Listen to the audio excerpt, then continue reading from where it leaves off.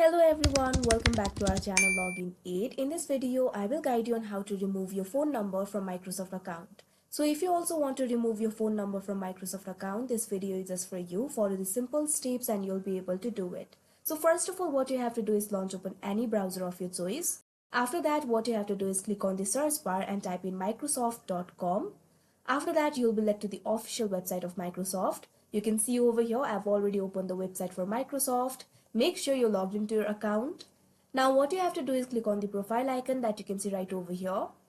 Now you'll be able to see your profile name. You'll also be able to see your email over here. Right below it, you'll be able to see the option for My Microsoft account. All you have to do is click on it. Now you can see over here, you'll be redirected to this kind of page. At left, you can see several options over here. At first, you'll be in the account interface. At second, you'll be able to find the option for your info. All you have to do is click on it. Now you'll be led to this kind of interface. You'll be able to see your information over here. Scroll down a bit. Under the account info, you'll be able to see your email address and phone number. Right now, I haven't added any phone number. Right over here, you'll be able to see the option for edit account info. All you have to do is click on it.